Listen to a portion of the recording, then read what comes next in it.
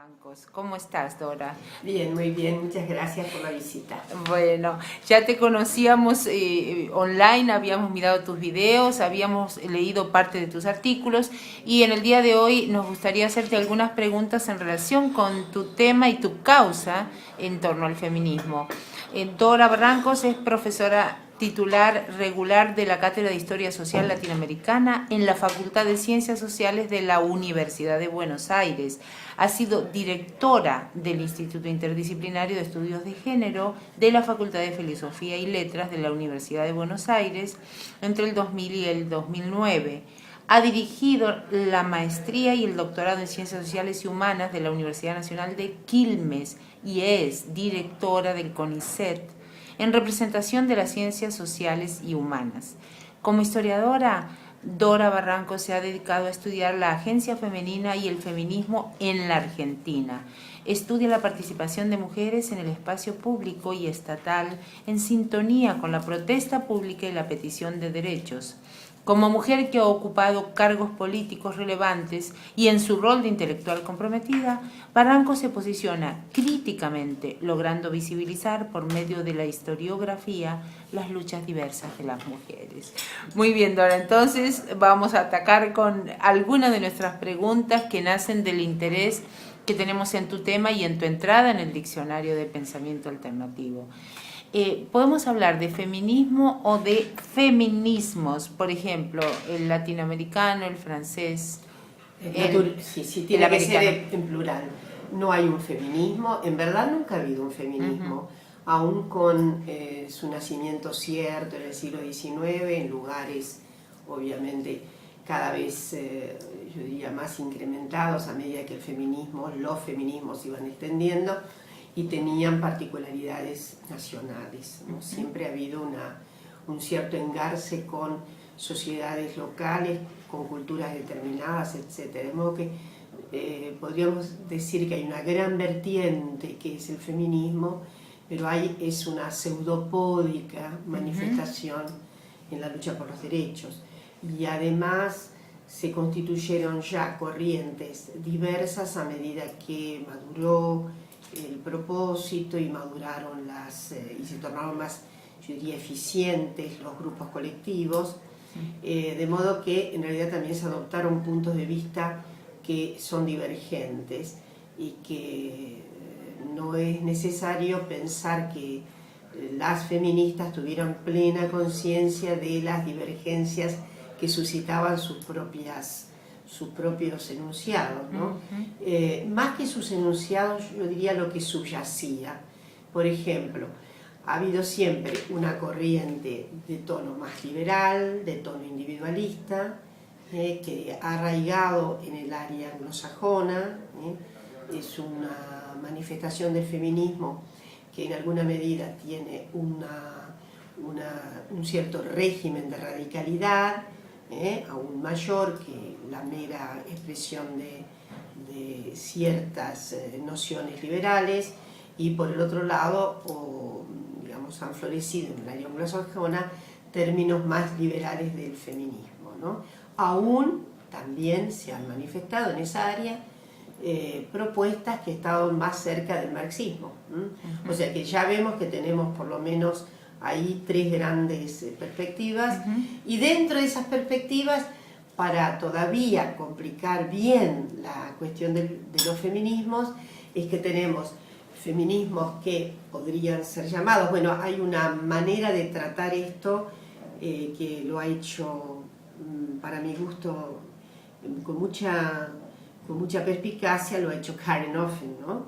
Hablando sintetizando los feminismos de tipo individualista y los tipos relacionales de feminismo.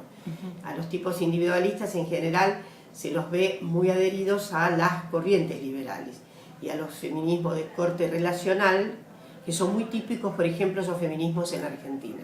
Son feminismos que desbordan la cuestión femenina y en general están ligados a una perspectiva mayor de agencia pro derechos, o a favor de derechos, de otros excluidos socialmente. ¡Qué interesante! El proletariado, por ejemplo. Entonces esos feminismos son más bien han tenido mucha vinculación con los socialismos y, en fin, se puede discutir mucho estas dos perspectivas, pero yo creo que en Argentina tenemos sobre todo feminismos de corte relacional. Bueno, y esto me encanta porque directamente se relaciona para saltar a la pregunta 3 y 4. ¿Por qué no se puede ser apolítico y feminista? Y que esa pregunta surgió inspirada en tu entrada al diccionario. Y luego, ¿está el feminismo asociado a luchas sociales y raciales? En realidad yo diría que hay casi un oxímoron en... digamos, divorciar, ¿no? No, es una contradicción, divorciar el feminismo de luchas políticas. El feminismo los feminismos son vertederos políticos, ¿no? Son vertederos de conocimiento y son vertederos. ¿Qué es el feminismo sin una agencia política? No se puede concebir. Ahora, otra cosa es sus engarzamientos con, digamos, con actuaciones partidarias políticas, o aunque fueran tomados como grandes segmentos de orientación ideológica. Pero en realidad yo no conozco ningún feminismo apolítico, y menos en América Latina. Lo que no quiere decir que todos respondan a cuestiones partidarias. Una podría ligar, por ejemplo, el feminismo uruguayo a las corrientes liberales radicalizadas de ese país. En el feminismo brasileño a la corriente liberal de ese país. En la Argentina nuestro feminismo está fuertemente fundado en el activismo socialista de inicios de siglo, o en general al libre pensamiento, a esas gestiones ideológicas que están a veces muy próximas del socialismo. Entonces hay reigambres diferentes. En Chile se podría decir que ha habido una vinculación de los feminismos con el socialismo y una vinculación con el liberalismo más radicalizado.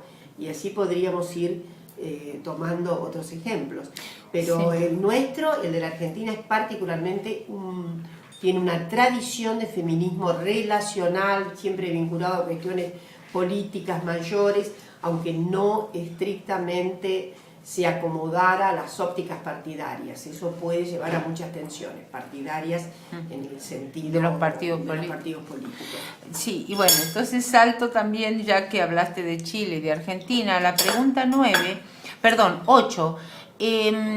¿Cómo, hablando de feminismo y de figuras descollantes femeninas y también de actuaciones pues realmente importantes, como puede ser la de un presidente de la República, ¿cómo ves la recepción nacional e internacional de presidentes mujeres como Cristina? Bueno, las recepciones dependen obviamente de cada sociedad, ¿no? La verdad es que voy a colocarme primero en lo que es la situación de Argentina. Okay. En Argentina hay una tradición de alta politización de las mujeres. Alta politización. ¿Qué quiere decir con esto? Aunque no hubiera ciudadanía femenina, aunque las mujeres no fueran reconocidas en la arena política y en la arena pública más extensiva, las mujeres tienen un papel importantísimo en la gestión política de este país desde el fondo de los tiempos. Uno no podría... Eva Perón, por ejemplo, en el fondo... Todavía antes, uno no podría pensar, porque no, Mariquita Sánchez. Mariquita Sánchez, claro. Encarnación Escurra, la mujer de Rosas. No, su bastión político. Claro. Juana Manso, una figura completamente politizada, es así una especie de proto-feminista nuestro. Y pensemos en las mujeres del socialismo. Alicia Moró, Eva Perón.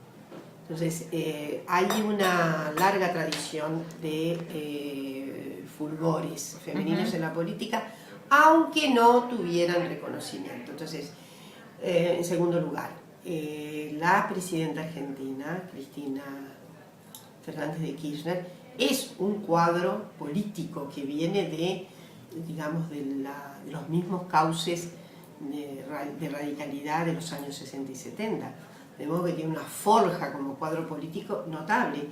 Y, desde luego, lo que hay que pensar es en los cambios habidos en la Argentina con la retomada de la democracia. Ahí, primero que tenemos también ahí como un antecedente extraordinario de manifestación política, no querida política, pero finalmente política, de las madres y abuelas de Plaza de Mayo, que son las resistentes a la dictadura. Exactamente. Esa es una envergadura. Sí, y eso nos lleva a otra pregunta, pero antes te quería comentar algo. Solamente para terminar diciendo que Cristina Fernández de Kirchner tiene entonces los antecedentes de toda la saga de politización femenina, más una cierta cristalización habida con los derechos conseguidos durante el periodo democrático, entre ellos la ley de cupo, que ha permitido sostener biografías políticas, ¿no? La ley de cuotas o de cupo.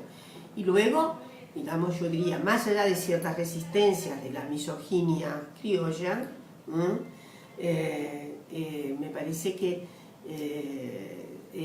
fue considerada una de las mentes más lúcidas y más brillantes y más de mayor convicción que podía tener el peronismo ya modificado, digamos, por el propio trayecto Kirchner, ¿no?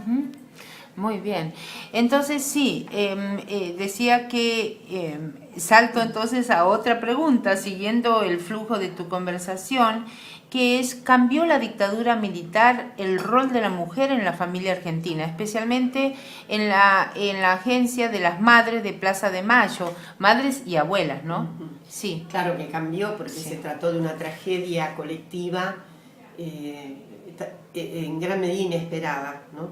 No estaba en los aciertos posibles de la deriva de este país, que, digamos, parecía estar lejos, si bien hubo siempre una constante en la Argentina del siglo XX, que es el estado de excepción, los golpes de Estado, que podrían haber haber presignificado el horror de la dictadura de los años 76 hasta el 83, y sin embargo estaba, lo digo, creo que poco previsto la hondura de esa tragedia, el horror de ese terrorismo de Estado, ¿no?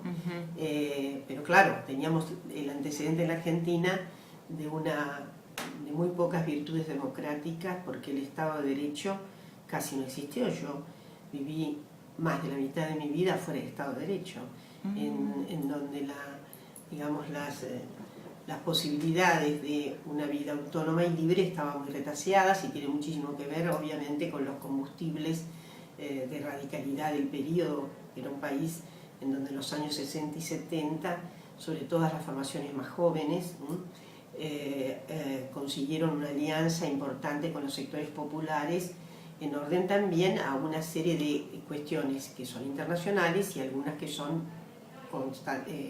totalmente nativas, como es el golpe de Estado del año 55, que depriva al país de la continuidad democrática, y que, a propósito de eso, siendo las gentes de clase media, en enorme mayoría en los sectores urbanos antiperonistas, hace una forja en la nueva generación de consternado pro-peronismo, por así decirlo, ¿no? Una cierta consternación por lo que había estado ocurriendo, y sobre todo por el golpe de Estado del 55, que digo, significa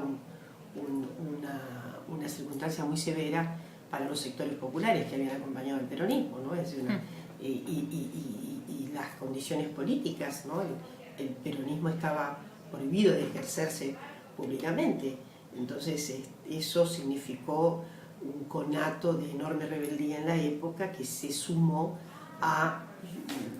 claramente a los episodios internacionales que eran de alta radicalidad. A ver, los procesos de descolonización de África, la guerra de Vietnam, la revolución cubana, el significado que tuvo, las nuevas urgencias antiimperialistas que surgieron en esos años, las revueltas estudiantiles. Sí, el mayo 68. El mayo 68 y lo que pasó en Estados Unidos, en Estados Unidos también.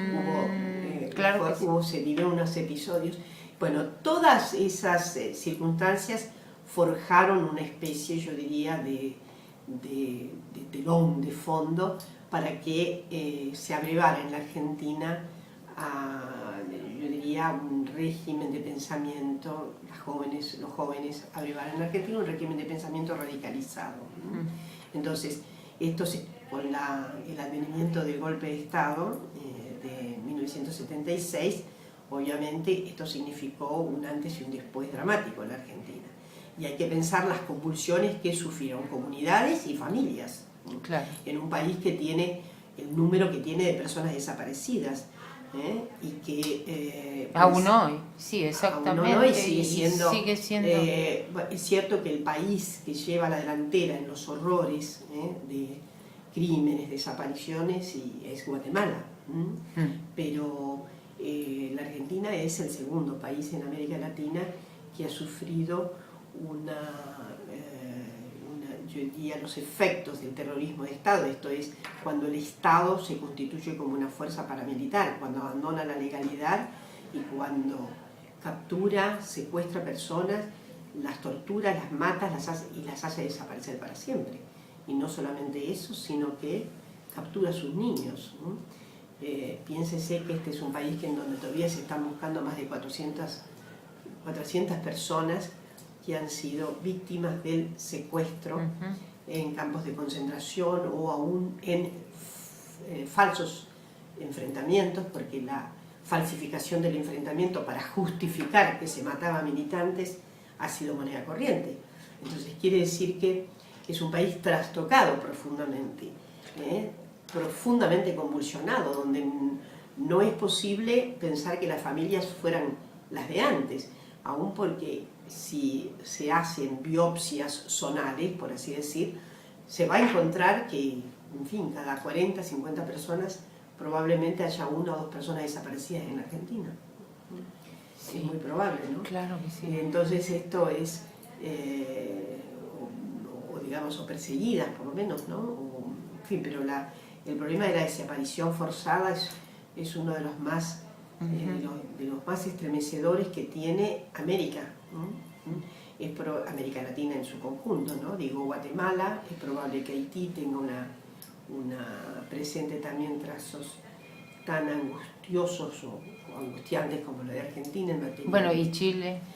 El caso de Chile es una convulsión notable, pero el número de personas desaparecidas en Chile es cierto que no se puede hacer una competencia en materia de estos horrores, ¿no? Sí, ¿no? Es absurdo competir, pero a la hora de establecer los datos demográficos simplemente en Chile hubo mucha prisión, muchísimas personas quedaron en prisión, muchas fueron expulsadas de Chile, tuvieron que exiliarse. El número de personas desaparecidas es demográficamente en proporción menor al de la Argentina, lo que no quiere decir, un caso es un horror. Claro, totalmente. Un solo caso es un horror. Sí. Bueno, y entonces una pregunta ya centrada en la Argentina en el sentido de los orígenes, digamos, de nuestra concepción de mujer y de las relaciones de la mujer dentro de la sociedad. ¿Se puede definir a la mujer argentina genealógicamente como producto de una sociedad patriarcal de raíces europeas? Sí, claro. Nosotros tenemos una genealogía común en donde no debe disiparse la idea de que, en fin, no hay ninguna sociedad del pasado que haya sido perfecta. Con esto quiero decir que en materia de relaciones de género, todas las sociedades humanas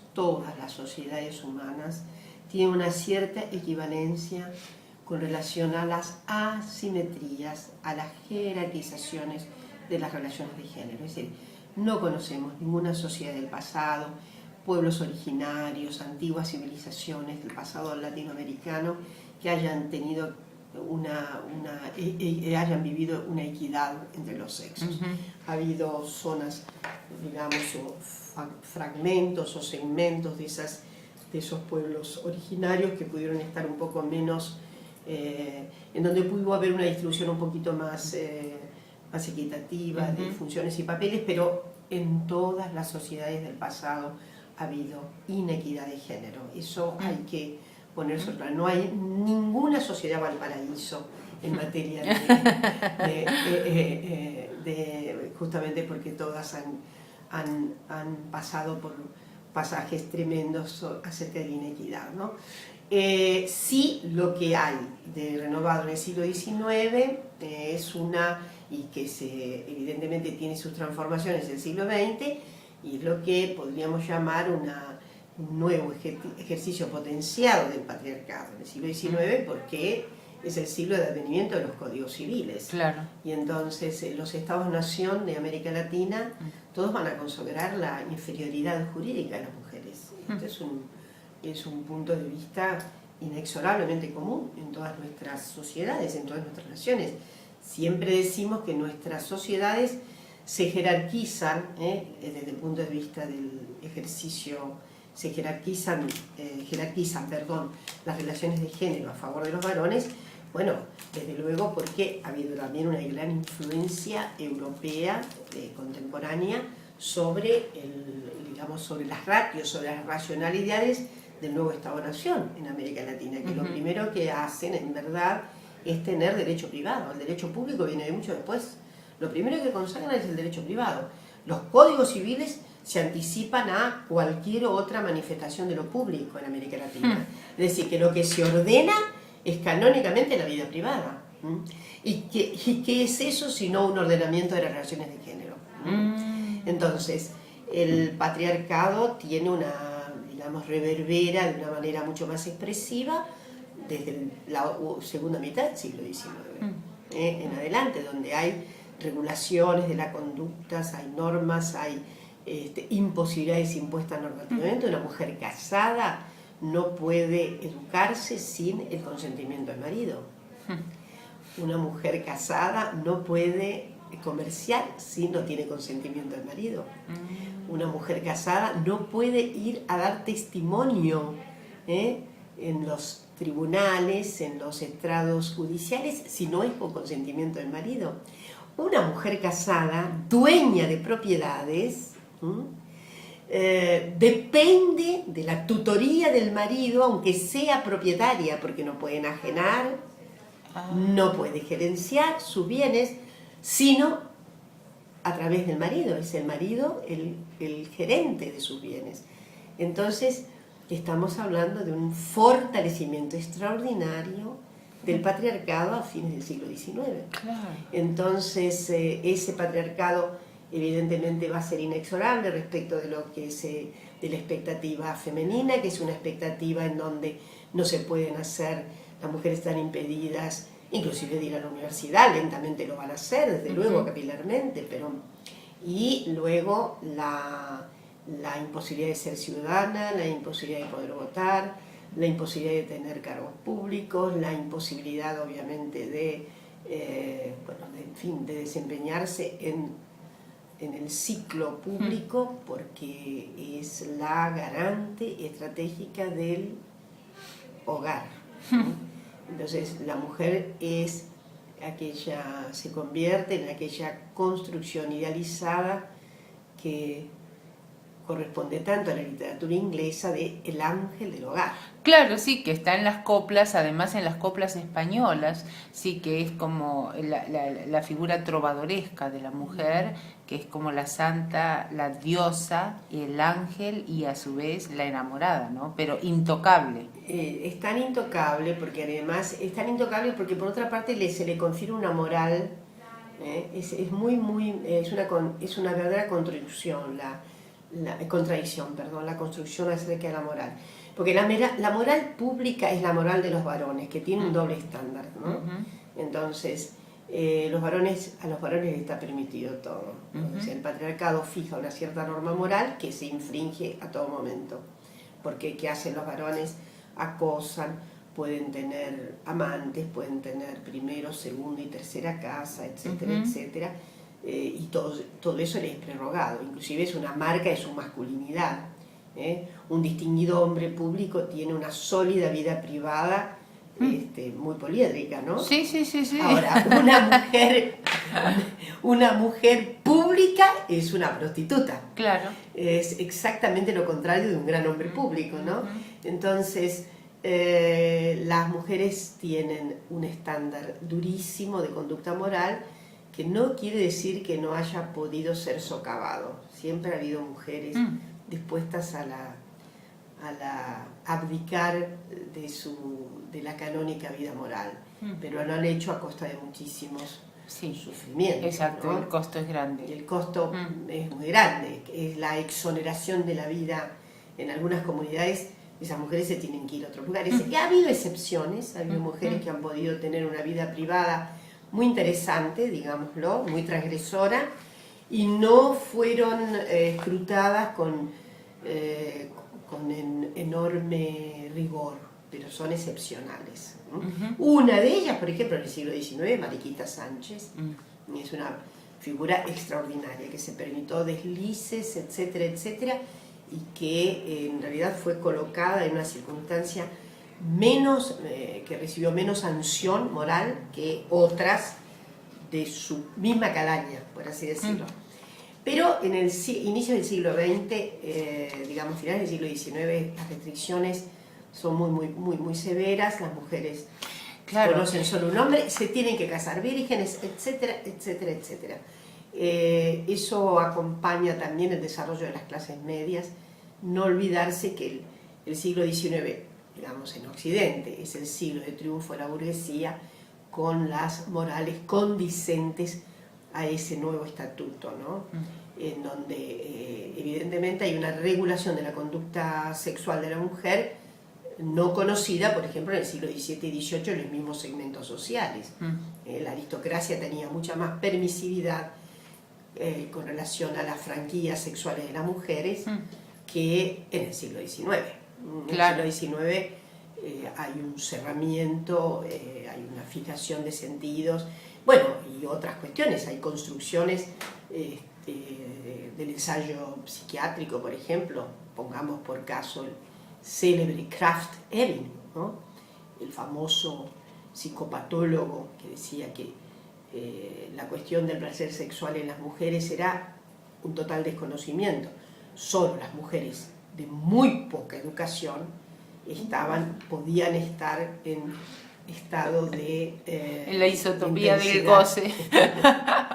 De reconocimiento del goce sexual. Es decir, de modo que eso se decía a fines del XIX.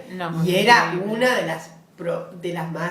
de las figuras más prominentes de lo que entonces era la fisiología, psiquiatría, etcétera, pre-freudiana, ¿no? Después viene Freud a destapar la olla. No, increíble. Y bueno, esto tan apasionante que nos estás explicando, ilustrando y argumentando pues de manera tan clara para los que estamos recién iniciándonos en el tema. A mí me gustaría conectarlo con algo que siempre he pensado, que vir en latín, vir es virtus en latín, o virtus, es la misma raíz lingüística que virilidad, de ahí viene varón, y viene virtud por excelencia, que era la virtud guerrera. Sí, entonces mi pregunta acá es, ¿podemos interpretar los regímenes militares en términos de género como una manifestación directa del patriarcalismo y su exaltación de la virilidad asociada a la virtud guerrera? Porque eso los griegos le llamaban la arete, que era la demostración del poder y de la fuerza en la batalla con hechos concretos como muerte de tantos enemigos, tantos muertos, tal es el tamaño de la recompensa. Entonces, en latín es el virtus. Entonces la pregunta es, ¿esos regímenes militares le han dado, por ejemplo, el de la dictadura, le ha dado a la Argentina también un problema de género, ¿no? Reforzadamente masculino en el poder? Por supuesto, porque sí lo que sabemos es que primero que hubo una enorme cantidad de víctimas mujeres, que había una parte en algunos ámbitos, en algunos campos de concentración, en algunos segmentos de la furiosa represión, había indicaciones particulares sobre la violación sistemática. Este es un tema que ha sido más recientemente tratado. En el pasado inmediato, en nuestra historia reciente inmediata, el problema de la desaparición, de las torturas, esto es, de los crímenes de lesa humanidad, tendían a hacer una omnicomprensión de todos los fenómenos de humillaciones, de torturas y de, en fin, en los que consistió la represión en la Argentina. Solo recientemente hay una distinción entre los crímenes de lesa humanidad comunes y los crímenes de lesa humanidad específicos para las mujeres. Y la violación está tratada como una circunstancia otra en el régimen de torturas. No se puede embutir en el régimen de torturas y las sanciones comenzaron a ser muy interesantes con relación a esta distinción de crímenes de lesa humanidad específicos para las mujeres o generizados, los crímenes de lesa humanidad generizados en orden a las víctimas mujeres gracias a las sanciones de dos grandes antecedentes internacionales que son los tribunales que juzgó los crímenes en Ruanda y el Tribunal Internacional que juzgó los crímenes de la ex Yugoslavia. Allí el acento, la mirada, el acento se puso de manera muy focalizada en la cuestión de los crímenes. Si hemos llegado a este punto, me gustaría preguntarte, Dora, sobre tu libro Mujeres entre la casa y la plaza, porque pues sé que ha sido uno de los libros más representativos de tu producción. Es un libro que en realidad yo le tengo mucho cariño porque es un libro que me parece que tiene todas las notas del rigor académico, toda la seriedad investida en lo que sería el trabajo propio de la investigación. Hay una serie de cuestiones que son completamente, yo diría, propias de mi investigación y una numerosa cantidad de aportes que no son los míos, pero que corresponden a severas investigaciones realizadas felizmente en gran cantidad por un número importante de queridas colegas, y al mismo tiempo hay una manifestación que no es de barricada, el libro se cuida muy bien de la barricada, pero que es una manifestación de agencia por derechos, ¿no? Entonces, en primer lugar, porque a mí me parece que todo libro es un libro político. No hay ningún libro que pueda sortear lo político. Lo político en el sentido bien clásico, desde Aristóteles en adelante, en el lugar de la comunidad. Todo libro es un libro político. De la misma manera que todo lo personal es político, todo libro también es político. En este caso tiene el agregado de que tiene una intencionalidad y me parece que su destino más bello es que lo puede leer cualquier persona más allá de sus índices letrados. Es decir, es un libro que en ese punto sí me da un cierto contentamiento. Sé que lo leen personas muy comunes, lo leen personas que no tienen, que no han tenido los beneficios de una larga y sustentada instrucción, y me da mucho, me emociona cuando sé que mujeres de barrios, mujeres que quieren conocer lo que les pasa, que se adentran en el conocimiento de sí mismas, suelen leer este texto. Esto me parece que es el mejor, digamos, el mejor tributo que se puede obtener con un libro. Claro, porque esa adoración, digamos, por antípoda, ¿no? De las montañas, los cráneos, sí, y todos esos elementos, digamos, ese imaginario androide, ¿sí? como es el tema de la intelectualidad en las élites, ¿sí? En las cumbres.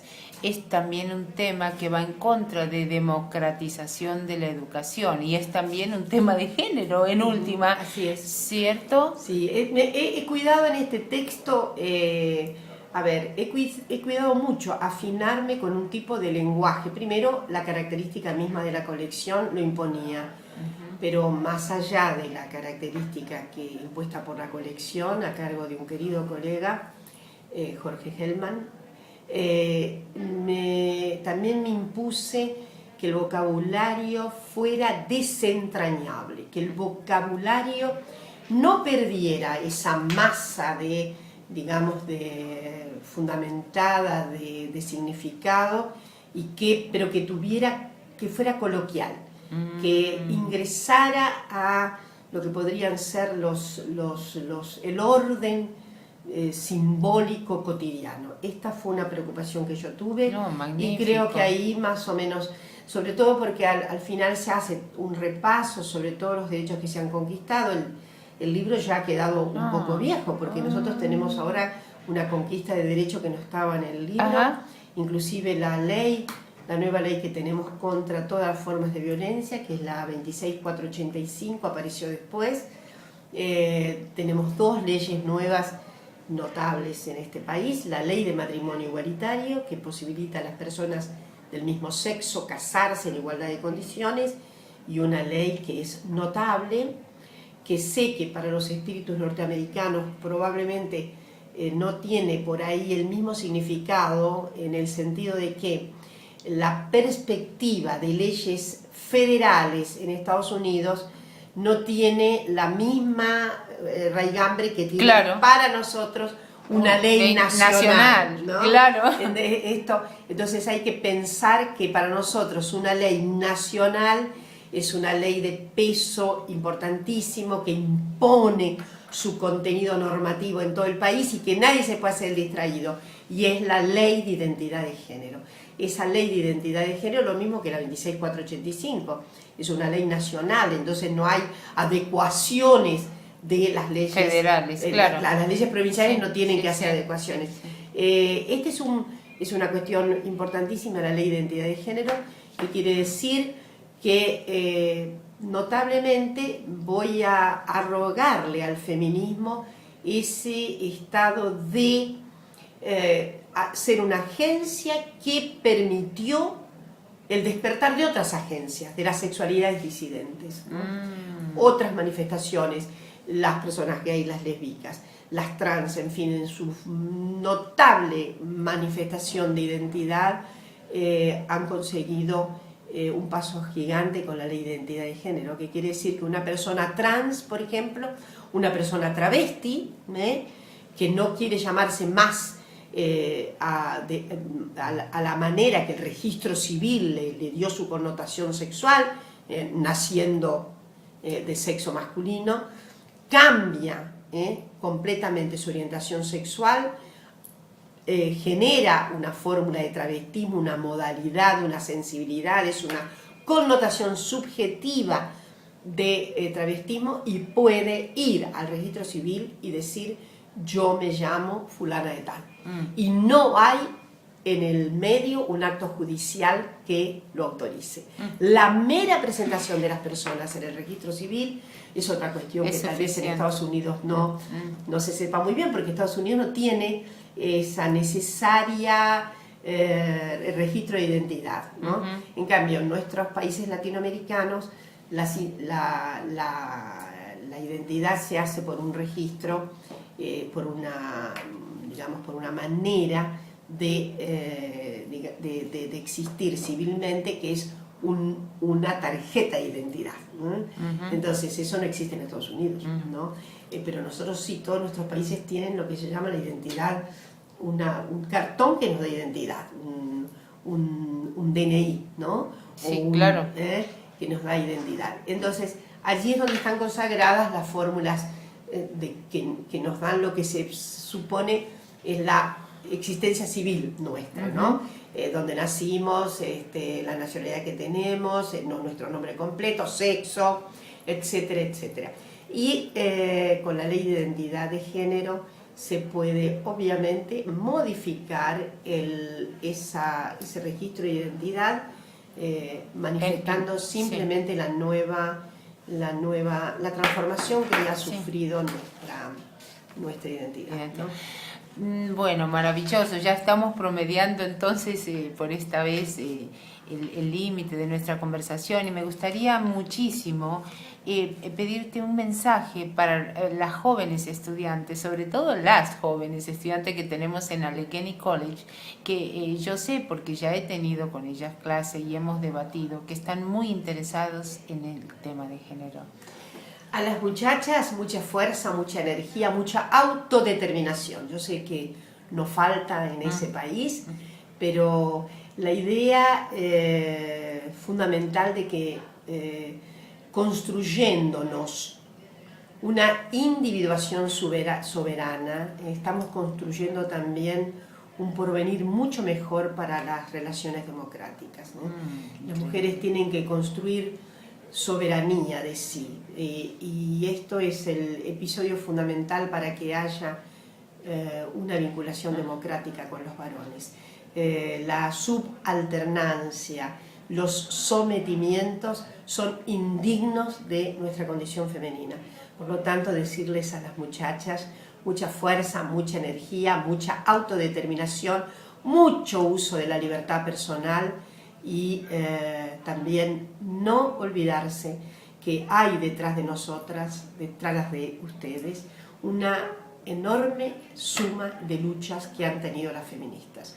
No olvidar que las circunstancias del presente debitan en gran medida a la agencia de las feministas que pudieron llevar adelante el régimen de petición de derechos que efectivamente nos han permitido escalar estos momentos.